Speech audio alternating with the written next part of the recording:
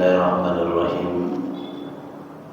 Assalamualaikum warahmatullahi wabarakatuh.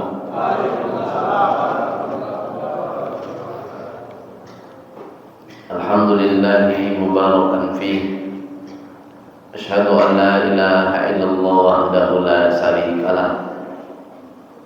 Wa asyhadu anna Muhammadan abduhu wa rasuluhu la nabiyya ba'da. Subhanaka la ilma lana illa ma 'allamtana innaka antal alimul hakim. Rabbi shrah li sadri wa yassir li amri wa hlul 'uqdatam min lisani yafqahu qawli. Shadaqallahul azim. Bapak Ibu jamaah maghrib yang berbahagia, kembali kita bersyukur kepada Allah dengan ucapan alhamdulillah. Malam ini Allah masih memberikan kita nikmat kesehatan, nikmat iman serta hidayahnya, sehingga kita masih bisa hadir menunaikan kewajiban kita malam ini, melaksanakan sholat maghrib secara berjamaah. Mudah-mudahan ibadah kita malam ini diterima oleh Allah Subhanahu wa taala. Amin ya rabbal alamin. Salawat dan salam Allahumma salli ala Sayyidina Muhammad wa ala ali Sayyidina Muhammad. Mudah-mudahan kita diberikan syafaat dan bisa bertemu dengan beliau di surga Allah. Amin ya rabbal alamin. Bapak Ibu yang Allah muliakan, setidaknya ada 4 pertanyaan dalam hidup manusia mungkin pernah bertanya-tanya dalam hidupnya. Kenapa ada manusia yang selalu memperturutkan hawa nafsunya? Dia tidak pernah bertaubat, memperturutkan hawa nafsu. Baru-baru ini seorang bapak ditangkap karena menghamili anak kandungnya. Terjadi di Riau. Untuk desa kabupaten itu dirahasiakan.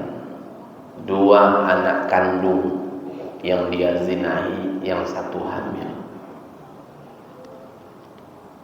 Kemudian yang kedua, adik kakak kandung, adik beradik itu melakukan perzinahan di rumah yang dibuat oleh bapak dan ibu kandung juga. Jadi kenapa ada manusia yang tidak pernah berhenti melakukan, memperturutkan syahwatnya? Dan ada saya menjumpai manusia tak pernah hadir ke masjid. Sejak dia tinggal di daerah situ tak pernah datang ke masjid. Jumat tak pernah, hari raya tak pernah, Idul Fitri, Idul Adha tak pernah. Kami pernah menjumpai manusia seperti itu. Namun pernah datang sekali itu ke masjid, itu asbabnya karena banjir besar tahun 2016. Jadi ketika banjir besar, rumahnya tenggelam, terpaksa lari ke masjid. Saya langsung nengok di masjid, ada beliau. Saya tanya, kenapa dia datang ke masjid? Rumahnya tenggelam Ustaz, baru ke masjid. Jadi ada manusia yang memperturutkan hawa nafsunya. Hampir setiap malam saya berdakwah, itu sudah jarang-jarang nampak di masjid itu anak muda yang sholat isya dan sholat maghrib. Itu di daerah jarang-jarang. Jangankan subuh, maghrib sama isya pun tak nampak. Tiap malam. Kalau di Riau ini untuk biaya judi online itu 1 Riau itu tak kurang 100 miliar itu sebulan. Itu tak masuk dari daerah yang tak ada sinyal. Di daerah Indragiri Hulu tak masuk, daerah Sakai tak masuk, Kampar Kirwul tak masuk. Sempat ada juga sinyal entahlah. Itu hanya dihitung satu desa itu yang main judi online itu cuma 20. Hari ini bertambah banyak. Saya pernah mewawancarai tukang batu di sungai. Ternyata tukang batu sebelum ngambil batu secara manual, dia menekan handphone dulu, begini, ditekannya, ditinggalkan. Jangan-jangan nanti datuk merah keluar katanya.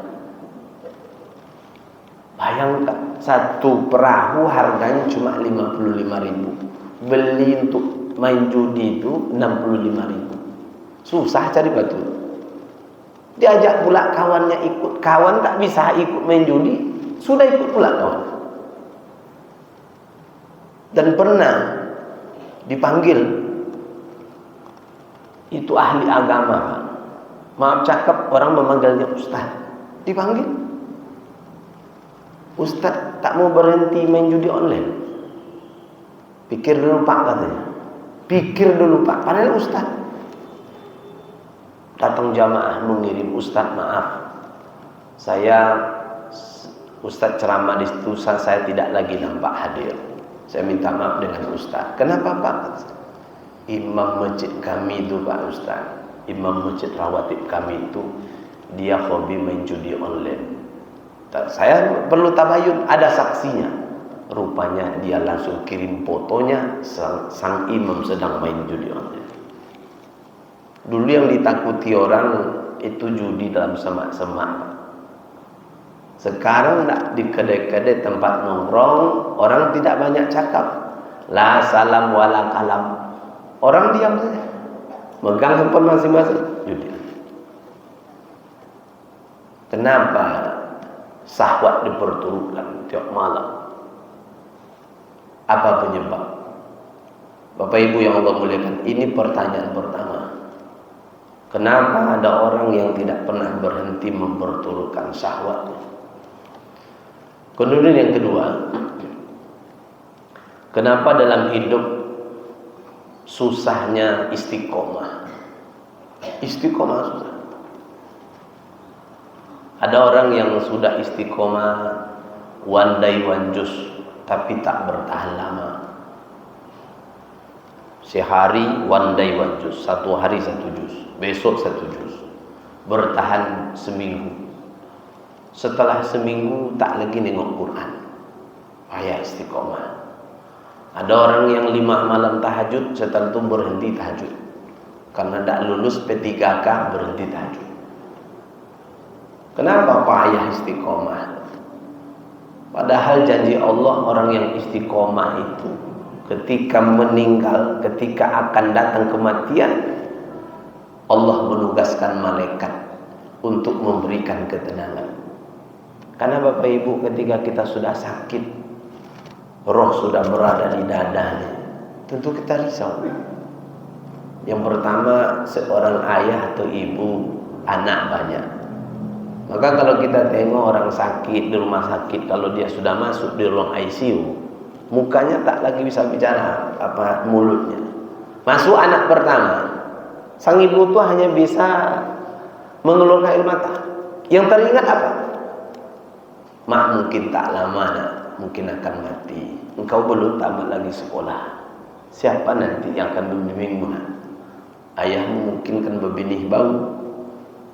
Masuk anak kedua, kau tamat kuliah nak, kau belum dapat kerja. Anak ketiga. Tapi ketika orang istiqomah, ketika kematian menghampirinya, matinya akan datang, malaikat akan datang kepadanya, memberikan khabar, berita gembira. Pak, Bu, jangan takut, anak Bapak Ibu itu urusan kami, jangan. Dokter saja ketika kita berobat, kata dokter, Bapak jangan risau, ini bisa, ini dengan obat saja, tak perlu operasi. Tenang hati kita. Apalagi malaikat, setakat malaikat memberikan ketenangan, tapi itu hanya diberikan kepada orang yang istiqomah. Pertanyaannya, kenapa kita susah menjadi orang yang istiqomah? Susah.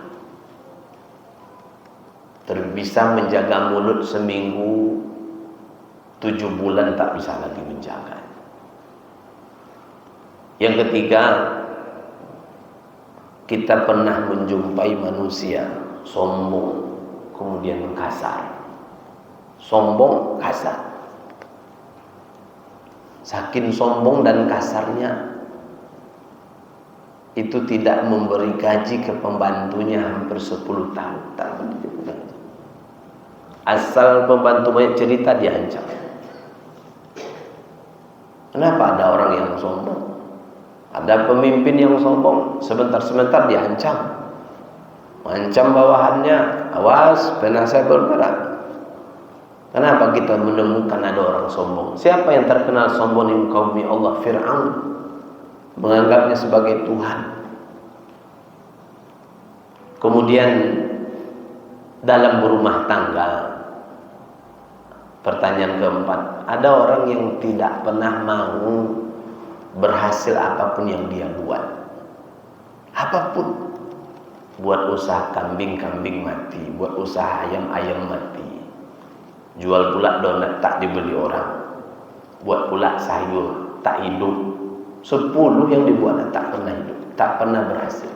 Apa sebenarnya menjadi penyebab? Mungkin pertanyaan pernah kita pikirkan, pernah kita tanyakan. Maka yang pertama, di atas dunia ada orang yang selalu memperturutkan syahwatnya. Hari ini 2024 akan ada pesta demokrasi. Siapa yang ikut usaha? Coba kita tengok. Ada yang ikut tuh Bapak Ibu. Ada yang sehat, ada yang tak sehat. Ada yang setruk yang ikut usaha. Ada apa? Sudah tak lurus jalannya masih ikut. Karena itu kan syahwat, memperturutkan syahwatnya. Jadi apa menjadi penyebab? Maka dalam surat Maryam ayat 59 Allah berfirman, A'udzubillahi minasyaitonirrajim. Bismillahirrahmanirrahim. Fa khalaqa min ba'dihim khalfun adaa'us shalah wattaba'us syahawat fasawfa yalqauna ghayya. Kata Allah, kemudian besok kata Allah akan lahirlah generasi-generasi adaa'us shalah, generasi yang melalaikan sholat. Kapan disampaikan? Ketika Rasulullah masih hidup. Ya Muhammad, besok sampai inilah akan datang besok-besok itu, kemudian nanti akan datang generasi yang melalaikan sholat.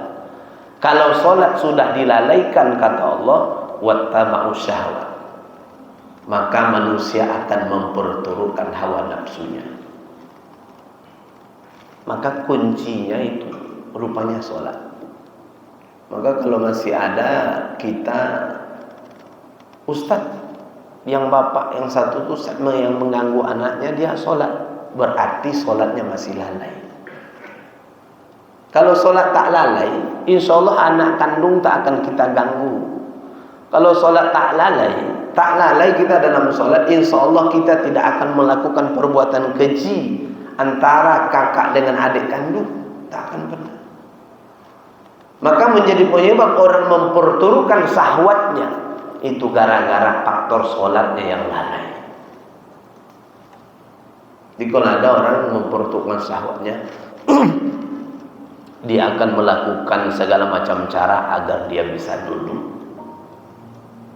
Itu tanda sholat yang tak benar. Itu tanda sholat yang lalai. 1 miliar saya keluarkan asal saya duduk, 2 miliar saya keluarkan asal saya duduk. Itu yang bermasalahnya adalah sholat. Sholatnya sedang bermasalah. Maka Nabi ketika beliau akan meninggal dunia, pesannya tidaklah banyak. Cuma 2 pesan Nabi. Sekian banyak yang akan disampaikan, 2 pesan Nabi. As-sholat, as-sholat, as-sholat, wa ma malakat aimanukum. Sholatlah Nabi, sholat, dan tolong perhatikan orang-orang susah. 2 cuma pesan Nabi. Sholat 1, perhatikan orang susah. Selamat hidupkan nanti. Hari ini ketika anak kita itu laparnya merah, banyak orang tuanya marah. Tapi ketika anak tak sholat, banyak orang biasa-biasa. Ketika anak-anak ikut les bahasa Inggris, marah minta ampun. Ketika anak tak sholat, itu kadang dibela oleh ibunya. Maka ini yang terjadi. Jadi kalau sudah sholat bermasalah, itu syahwat kita akan kita perturutkan. Maka hari ini kenapa di masjid-masjid jarang anak-anak muda? Karena mereka tak terjaga sholat. Coba tanya. Kalau sholat mereka terjaga, tentu masjid akan dipenuhi oleh anak-anak muda yang sholat. Jarang saya nemukan anak-anak muda yang sholat maghrib. Jangan bukan subuh. Tak ada. Ternyata ini memang sholat yang mesti di nomor satu. Bapak Ibu yang Allah muliakan, maka ketika hari ini kita punya anak, beruntung Bapak Ibu yang anak-anak Bapak Ibu masih mau mondok di sebuah pesantren. Bersabarlah. Kadang-kadang orang tua membandingkan pesantren ini dengan pesantren itu, pesantren satu dengan pesantren dua. Yang dibandingkannya apa? Enak pesantren yang situ, bisa jenguk anak sekali seminggu. Enak pesantren situ bisa bawa anak keluar pergi makan. Nah, karena ada dibanding-bandingkan orang tua. Dulu ada seorang ulama, karena kokohnya agama orang tuanya, nah, ibu antarkan engkau ke pesantren, jangan engkau pulang ke rumah sebelum ibu jenguk. 5 tahun tak jenguk ibunya, pulang dia. Ketika ketuk pintu, Assalamualaikum. Siapa? Kata maknya. Saya mah anak mama di luar. Saya kan sudah bilang kata maknya, kalau belum saya jemput jangan pulang. Pergi lagi. Tak dibuka pintu. Pergi lagi mondok 5 tahun sampai 10 tahun tak pulang. 10 tahun usia beliau, 10 tahun mondok, beliau bermimpi bertemu dengan Rasulullah. Dalam mimpinya Rasul menyuruh dia pulang, jenguk ibu. Ketok pintu, Assalamualaikum mak. Siapa? Anak mak. Mama kan sudah bilang kalau mak belum ke pesantren jangan pulang. Mak, saya bermimpi bertemu dengan Rasul. Rasul menyuruh saya pulang menjenguk mak. Barulah pintu dibuka. Begitu orang tua. Memang ujian, memang berat ketika mengantarkan anak ke pondok itu, memang berat. Supaya apa? Kenapa pesantren agak ketat? Supaya terjaga sholatnya. Nah, jadi terjaga setidaknya. Bayangkan Bapak Ibu beruntung 3 tahun sanawiyah, 3 tahun aliyah, terjaga sholatnya selama 6 tahun. Insya Allah tak akan mungkin tak ada satu doanya di waktu subuh yang tidak Allah mustajabkan selama 6 tahun. Jadi itu biarlah agak mahal, tapi terjaga sholatnya.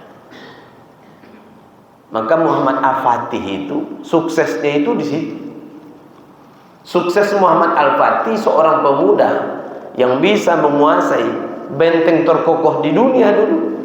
Ternyata kuncinya sholat.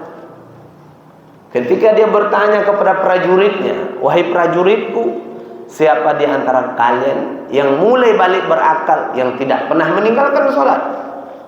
Seluruh muridnya masih berdiri. Yang kedua, siapa di antara kalian yang tidak pernah meninggalkan sholat berjamaah?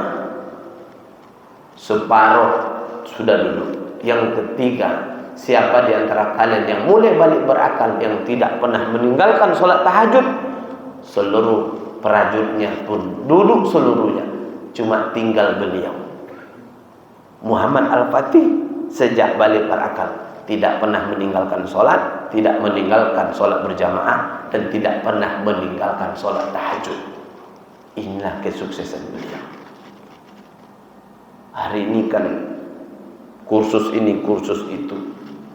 Padahal Al-Fatih sukses di 3. Tak pernah meninggalkan sholat, tak pernah meninggalkan sholat berjamaah, dan tak pernah meninggalkan sholat tahajudnya. Maka Umar ketika ketinggalan saja beliau sholat berjamaah, dia jual kebun kurma terbaiknya. Begitulah, itu baru lalai ketika pengerjaan sholat. Bapak Ibu yang Allah muliakan, Maka apa yang mesti kita lakukan, Ustaz? Supaya tidak lagi terjadi dengan keluarga kita. Mungkin hari ini di keluarga orang, anak kandung menghamili, ayah kandung menghamili anak kandung. Supaya tidak terjadi di tengah-tengah masyarakat kita. Apa yang harus kita bina? Sholat. Maka konsep Nabi 7 tahun suruh sholat. Kalau berhasil kita di usia 3 tahun, di waktu 3 tahun, insya Allah sukses kita. 7, 8, 9, 10, 3 tahun. Kalaulah anak kita dari usia 7 tahun sampai 10 tahun tidak pernah meninggalkan sholat, kalau dihitung mungkin hampir ada 2000 kali sholat. Kalau selama 3 tahun tak pernah dia tinggalkan satu pun, insya Allah sukseslah kita. Usia 10 sampai meninggal dunia, itu anak tidak akan lagi mau meninggalkan sholat. Inilah rahasia 3 tahun. 7, 8, 9, 10. Yang gagal umat Islam itu di 7, 8, 9, 10 yang paling banyak gagal. Dibangunkan oleh ayahnya, anaknya 7 tahun. Kata ibunya, lupa bang, hari minggu ini ponek tuh bang, main bola potang. Ayah yang membangun, ibu yang melarang. Itu yang terjadi di rumah. Maka ini penyebab bermasalahnya umat hari ini memperturutkan syahwat akibat sholat, karena melalaikan sholat.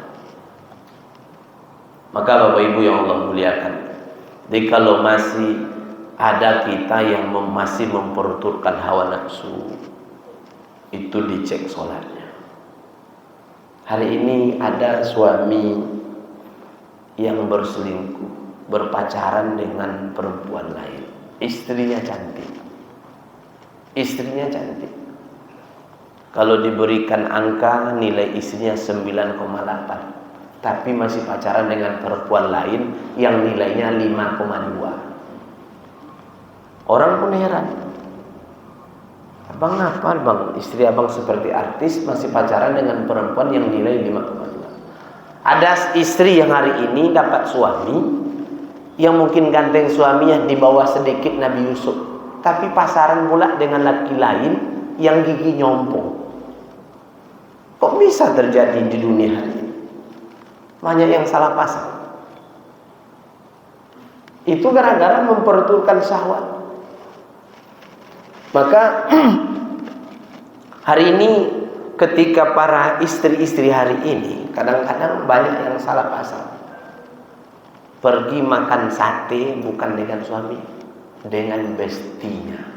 Nah, sekarang besti namanya. Mana besti? Di rumah makan sate. Ngapa enggak dengan suami makan sate? Dengan besti. Dengan besti orang sayang. Dengan suami ditinggalkan. Suaminya pun juga kayak gitu. Bukan dengan istrinya dia jalan-jalan, dengan konconya. Mana co? Jadi hari ini dunia terbalik-balik. Maka perhatikan nanti sholat. Ada orang yang lalai sholatnya, waktunya yang lalai. 12:02 zuhur dia sholat nanti jam 1. Ada yang orang lalai sholat itu dalam sholat dia lalai. Orang yang lalai dalam sholat itu orang yang bisa mencari kunci Honda yang hilang. Bisa ada orang yang sedang sholat dapat kunci Honda. Allah, situ kunci Honda dapat. Itu lalai. Ada orang yang lalai dalam sholatnya itu bisa menghitung panen sawitnya. 1 ton 7 hatui kali 2.100. Ada PPT dalam sholat dihitungnya. Kan ada orang yang seperti itu. Maka Allah berfirman, qad aflahal mu'minun allazina hum fi sholatihim khashi'un. Beruntunglah orang-orang mukmin. Orang mukmin yang beruntung adalah orang mukmin yang sholatnya khusyuk. Allazina yazunnuna annahum mulaqu rabbihim. Orang yang khusyuk sholatnya, orang-orang yang merasa pertemuan dengan Allah Subhanahu wa taala. Ada rasa bertemu. Wa annahum ilaihi raji'un. Dan orang-orang merasa itulah sholat dia yang terakhir. Maka kalau ingin sholat kita khusyuk, anggaplah setiap sholat itu adalah sholat terakhir kita. Kita tidak lagi berjumpa dengan anak, istri, keluarga, itulah sholat terakhir. Bapak Ibu yang Allah muliakan, ini pertanyaan pertama. Jadi kalau ada orang memperturutkan syahwatnya, tidak pernah berhenti memperturutkan syahwatnya, itu tanda sholatnya sedang bermasalah. Ada sholat. Kemudian yang kedua, dalam hidup kita pernah menemukan orang yang sombong. Dia sombong kemudian kasar. Kalau kita tidak menyapanya, dia tidak akan pernah menyapa kita. Pernah kita menemukan manusia tak pernah negur orang, Pak? Mungkin pernah. Tak pernah negur orang. KTP-nya Islam, Jumatnya ke masjid juga, tapi sombong, tak pernah negur orang. Kita bertetangga tak pernah ditegur. Lewat depan rumah tak pernah, kaca mobil diturunkan tak pernah, sombong. Jadi kalau ada orang yang sombong, apa penyebab manusia ada yang sombong kemudian dia itu kasar?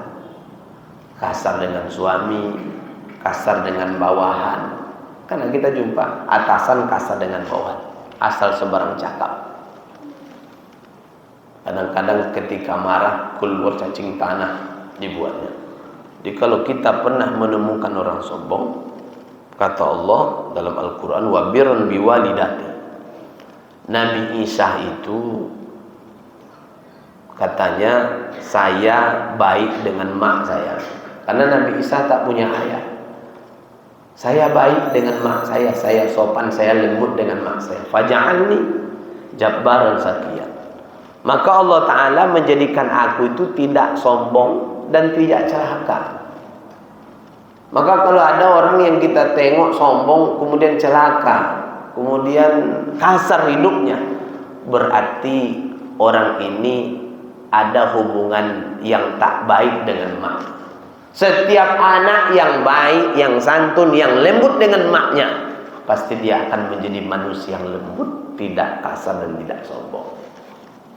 Maka tengok saja. Coba kita tengok di tengah masyarakat kita. Kalau orang yang bagus sekali akhlak dengan maknya, pasti dengan orang lain lembut. Tapi kalau dengan mak bermasalah, di tengah masyarakat kasar, sombong, ucapan meninggi, ini yang bermasalah.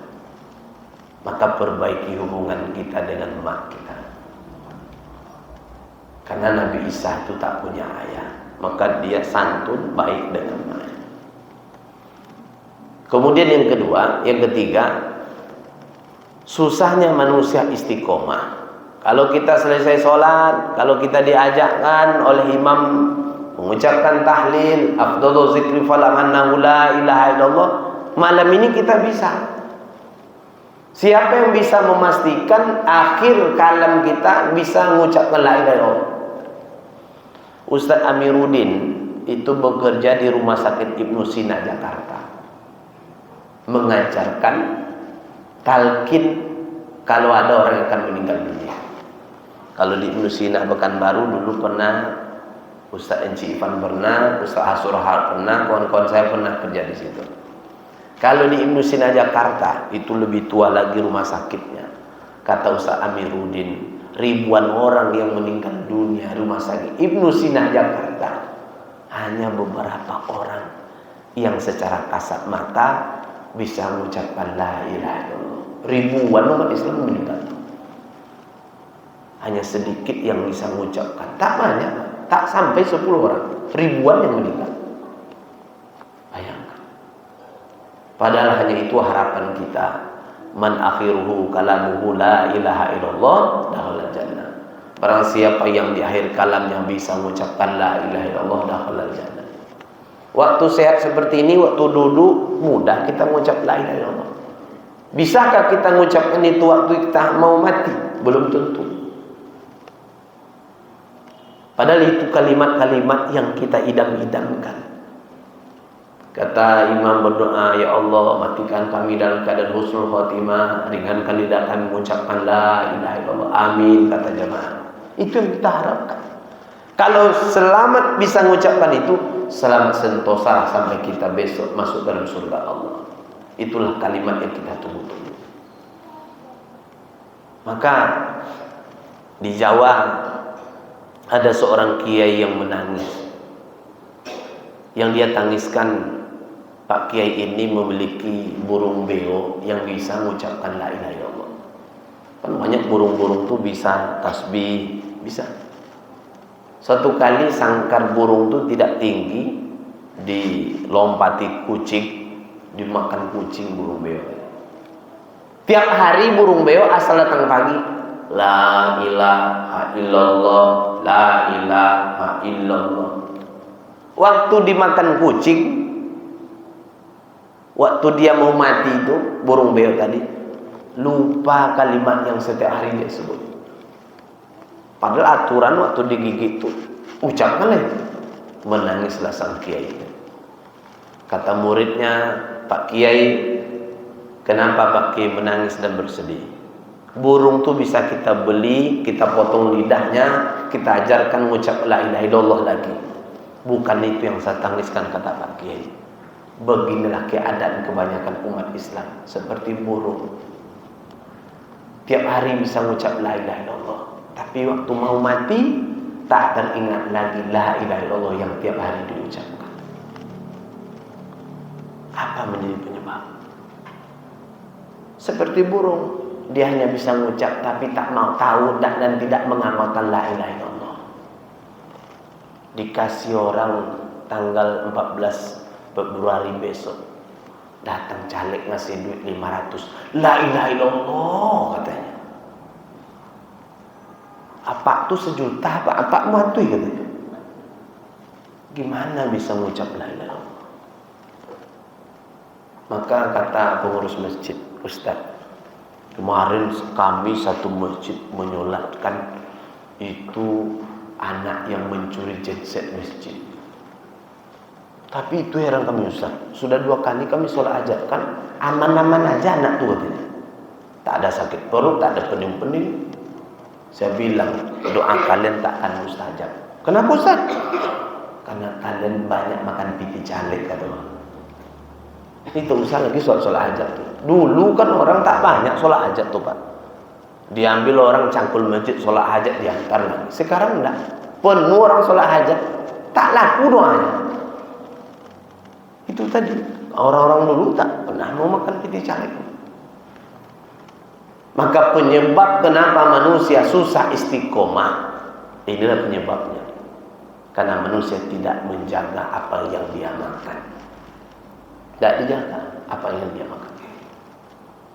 Maka Allah Ta'ala kan itu yang beliau ingatkan kepada kita. Ya ayyuhar rasul, kulu minat thayyibati wa'malu salih. Makanlah yang baik-baik. Ustaz, saya yang saya makan baik-baik Ustaz. Beras kami anak daru Ustaz. Ada beras kami marapulai. Mana beras? Mantap beras Ustaz. Berasnya halal baik, cara mendapatkan berasnya tak baik. Di sekolah Ustaz terjadi uang perpisahan, kalau dihitung-hitung anak kan kena 100. Kata kepsetnya, hajar 250. 150 kena. Ini maaf nih, kalau ada yang buru seperti taubatlah cepat. Ada yang bekerja mungkin, kan ada ngerondok tanah kan, ngerombok rumput. Pak De, berapa? Ini saya 1 hektar Pak, banyak habisnya rondoknya Pak. 10 liter habis nih Pak. Rupanya setelah dirondok 5 liter cuma habis. Kata kawan bapak nih, gimana yang 5 liter? PM tuh Pak, piti masuk katanya. Kita jual, mantap kan dijualnya. Dapat 250 satu orang. Sampai di rumah, dibayarlah piti kokek bini. Nah, ini istriku tercinta. Kami tadi ngerondok, berlebih rondok kami jual. Dapat. Alhamdulillah kata bininya. Bini mengucap alhamdulillah. Yang dibaik ke bini, piti bini itu rondok Pak, piti rondok. Rumput aja mati dibuat. Yang dibeli memang ayam geprek halal, cara mendapatkannya. Maka banyak juga orang 2024 ini berubah profesi. Sudah cerita di kedai-kedai, yang tukang ojek berhenti. Apa kau jauh besok bang? Tim sukses. Oh, itu yang sukses tuh kan? Tukang bagi. Dia gede caleg 50 juta, wah bagi 20, untung 30. Bini pakai NMAX tapi orang tak peduli. Maka asal sering memakan yang tak baik-baik, yang tidak halal, ini menyebabkan kita susah. Nanti susahnya istiqomah. Maka seorang ibu-ibu menangis bercerita dengan kami, Ustaz, suami saya heran Ustaz, waktu dia sakit. Suami sudah meninggal, datang kepada kami. Saya ajarkan ngucap Ustaz, maaf cakap, malah bercarut dia Ustaz katanya. Bang, ikut yang la ilaha illallah, bercarut dia Ustaz, menangis istrinya itu. Bayangkan, itu tambah marah Allah, mau mati bercarut. Itu maka yang mesti kita hati-hati itu perkara apa yang akan kita makan. Supir, hati-hati jadi supir. Bisa bermain minyak Pak. Mainkan katanya sama yang tukang SPBU. Dimainkan. Kasih pula 10.000. Di hari ini apapun pekerjaan manusia, kalimat yang sering terdengar, mainkan. Nah, besok di padang mahsyar jangan pula bilang mainkan malaikat, ditamparnya kita nanti oleh malaikat. Kan hari ini itu yang kalimat mainkan tak apa yang mau dimainkan. Seluruh lini mainkan. Kan mungkin ini yang membuat kita susah istiqomah. Maka hati-hati terhadap memberikan makan terhadap anak-anak kita. Orang dulu kan pesan kepada anaknya, kalau ada anaknya mau berangkat bekerja ke Malaysia, orang Indonesia kan banyak merantau. Nah, pesan bapak dan ibu cuma satu, berkata benar, berjalan lurus. Dua saja pesan. Berkata benar, berjalan lurus. Jangan pernah nyuri, jangan pernah ngitok yang punya orang. Begitu pesan orang tua kita. Tak banyak. Bukan dia pesan kalau dapat duit nanti kirim ke kampung beli kebun sawit. Enggak. Berkata benar, berjalan lurus. Itu aja pesannya orang dulu. Yang orang hari ini itu ketika anaknya bekerja di perusahaan, gajinya cuma 2 juta, ngasih maknya sebulan 1 juta. Nah, banyak betul kau kasih, gaji kau pun cuma 2 juta. Di PT itu mak banyak uang asamnya mak. Oh mantap lah kata mak. Namanya uang asam. Sejak makan uang asam inilah maknya kena penyakit mak. Makan uang asam, nah mungkin ini kan di kantor uang asam. Nah, uang asam itu kan mak, lambung bocor buat.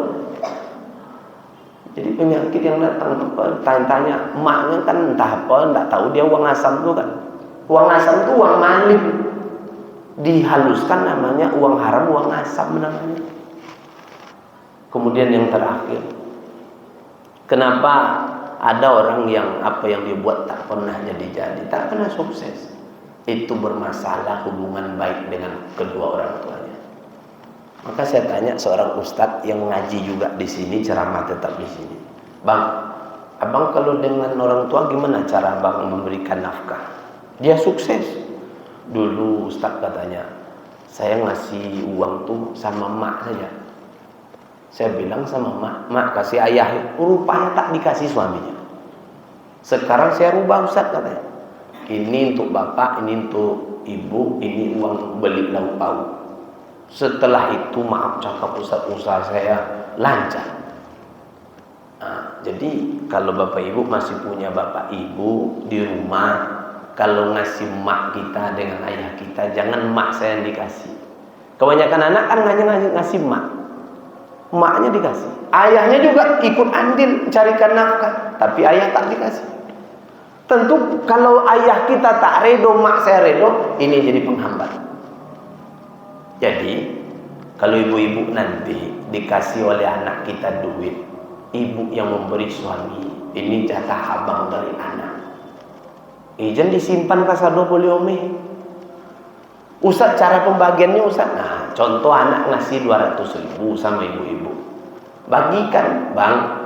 Anak tadi ngasih 200.000. Nah, sini untuk saya 100. Jangan, Bang. Untuk abang 50. Apa dalilnya? Nah, sampaikan dalilnya. Ibumu, baru bapakmu. Kan 50, 150. Ini bapakmu 50. Nah, baru adil itu. Kalau pakai dalil suami kita tuh aman. Jadi jangan sampai ayah tak dapat. Kalau tak redo ini jadi masalah. Bapak Ibu yang Allah muliakan, mudah-mudahan ada hikmah tausiq pada malam ini. Mohon maaf kesalahan kekurangan. Terima kasih. Billahi taufiq wal hidayah. Wassalamualaikum warahmatullahi wabarakatuh.